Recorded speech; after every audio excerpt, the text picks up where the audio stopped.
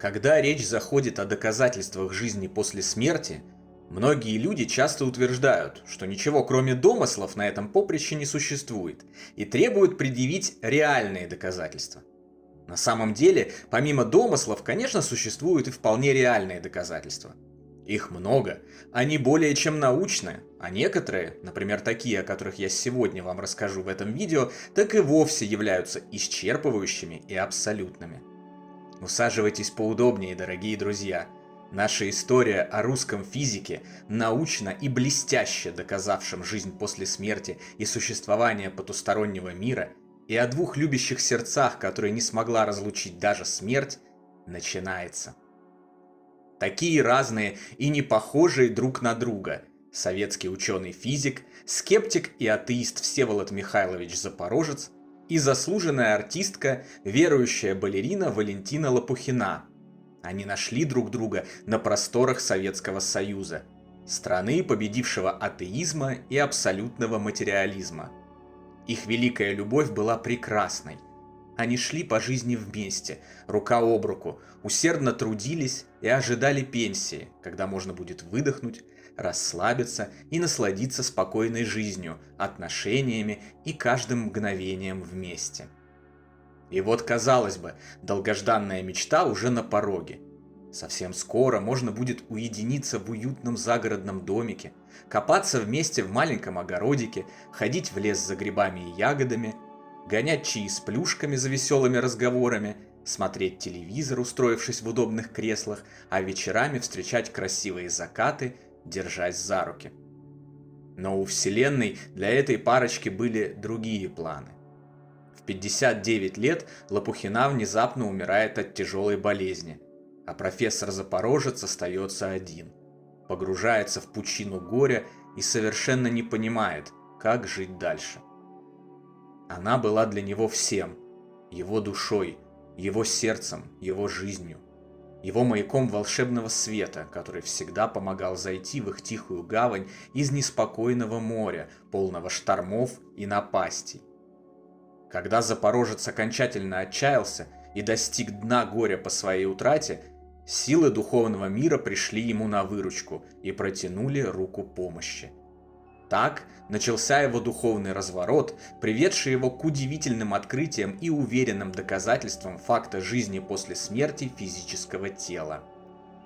Как и многие другие, потерявшие своих половинок, своих родных и любимых, Запорожец ясно ощутил, что любовь не закончилась со смертью супруги. Он сердцем почувствовал, что сама она не исчезла из бытия. Это чувство привело его к закономерному вопросу: так может быть, смерть – это все же не конец? С этой мыслью он приступил к изучению огромного массива научных данных о так называемых паранормальных явлениях, свидетельствующих о существовании потустороннего мира, накопленных человечеством к 1977 году. Запорожец прочитал тысячи томов, имевшихся в советских библиотеках.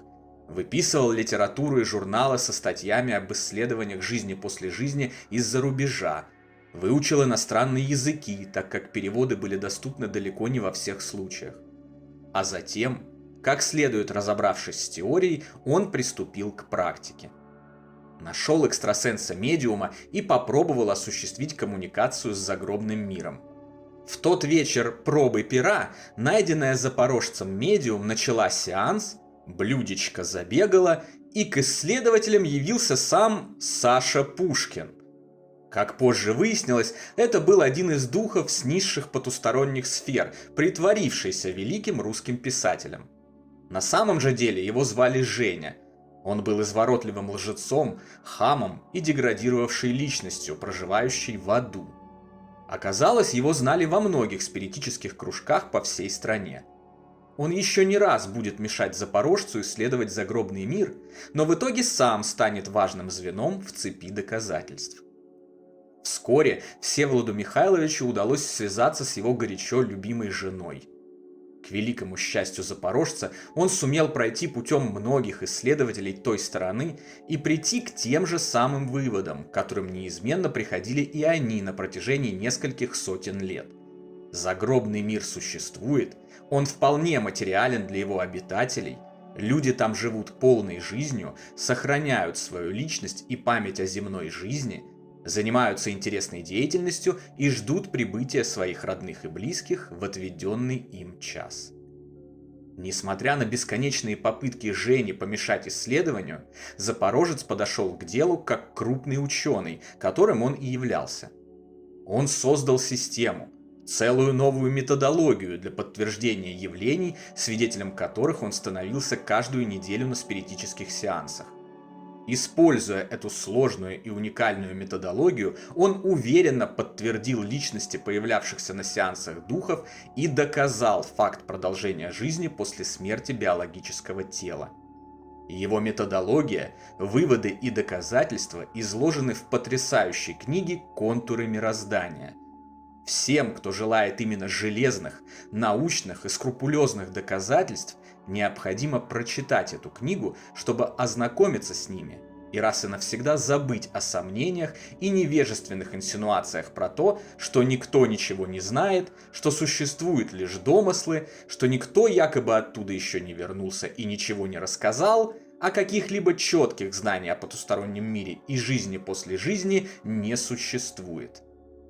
Информация, полученная профессором с той стороны, в целом совпала с огромным массивом данных, накопленных человечеством за века изучения потустороннего мира.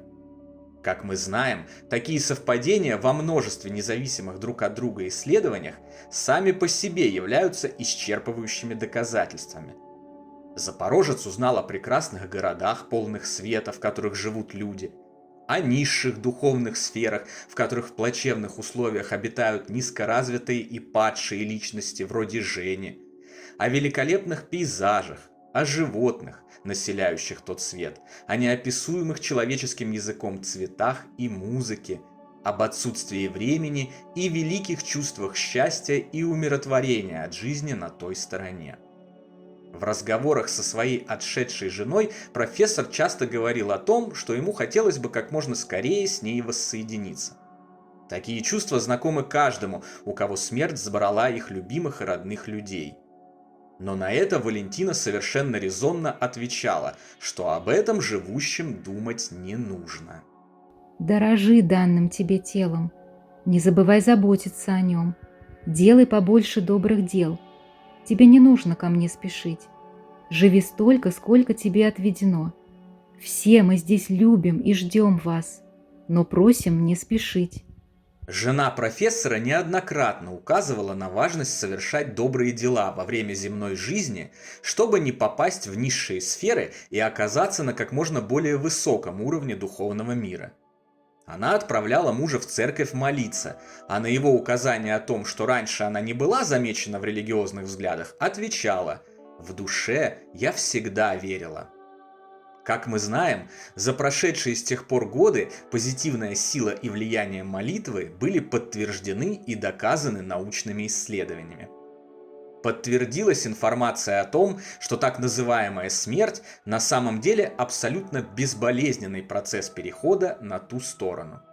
Что все отшедшие выживают после смерти, сохраняют свою личность и присущие им черты, избавляются от последствий болезней и увечий, полученных в земной жизни, прекрасно себя чувствуют и внешним видом возвращаются к возрасту расцвета – 20-30 лет. Дети, попавшие в духовный мир слишком рано, наоборот, растут до этого возраста, воспитываются и проходят обучение в специальных учебных заведениях. Другие духи выступают их учителями и наставниками. Множество прочих занятий и увлекательной работы есть на том свете. При этом никто никого ни к чему не принуждает. Та сторона – это мир воплощенных желаний, и каждый находит для себя занятия по интересам. Мир той стороны – это мир сознания, мир мысли. Поэтому именно мысль определяет жизнь того или иного перешедшего на ту сторону. Духовно развитый, добрый и образованный человек попадает в небесные духовные сферы, в которых наслаждается прекрасной жизнью. Злобный человек, тот, кто потратил свою жизнь на стяжательство, посвятил ее причинению боли и страданий другим, накоплению материальных ценностей, погоне за ничего не значащими безделушками, ненависти, агрессии, зависимостям и вредным склонностям оказывается в мрачном мире или вовсе в абсолютном небытие. Судя по полученной запорожцам информации, любовь – это определяющая сила во Вселенной. Именно она сводит вместе людей, именно она приводит их к воссоединению после смерти.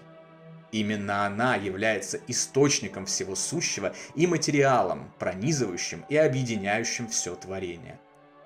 За время изучения потустороннего мира Всеволоду Михайловичу удалось не только сформировать базу важных знаний, но и помочь множеству горюющих людей. Он передавал им знания и связывал их с их родными усопшими. Те, в свою очередь, получали доказательства и убеждались в том, что их любимые пережили смерть и находятся в другом мире в ожидании воссоединения. Они получали так нужное им утешение и возможность продолжить жить спокойно, сосредоточившись на выполнении своих задач. И даже зловредный Женя за годы, проведенные профессором за исследованием запределья, смягчился и обнаружил признаки духовного роста.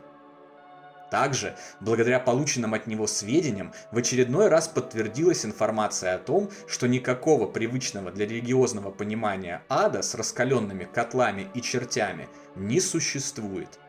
Ад – это унылая, мрачная, безжизненная духовная сфера, в которую человек попадает благодаря его личному уровню духовного развития и мыслям, наполнявшим его сознание в земной жизни. Отшедшая жена Всеволода Михайловича на той стороне продолжила свое любимое занятие. Она танцует и как актриса участвует в великолепных спектаклях в одном из театров того света. Периодически она возвращалась на землю и навещала своего любимого мужа, поддерживала его в выполнении его нелегкой, но такой важной миссии, которую ему поручила Вселенная. Даже смерть не смогла разлучить эту парочку, и они продолжили быть вместе в новых условиях, временно разделенные завесой между мирами. Запорожец продолжал свои исследования до 2007 года, когда ему было уже почти 100 лет, и пришел его черед совершать переход в иной мир. После того, как это произошло, его коллега, научный руководитель Российской ассоциации инструментальной транскоммуникации, кандидат физико-математических наук Артем Михеев с помощью медиума связался с профессором Запорожцем с целью узнать, удалось ли тому воссоединиться со своей женой. Профессор вышел на связь и в свойственной ему научной манере в первую очередь подтвердил, что жизнь на той стороне действительно продолжается, что никакой смерти нет. Это просто качественный переход на новый уровень сознания. А затем поведал, что он воссоединился со своей любимой Валентиной, и они счастливы. Настоящая любовь никогда не перестает. Настоящая любовь вечна.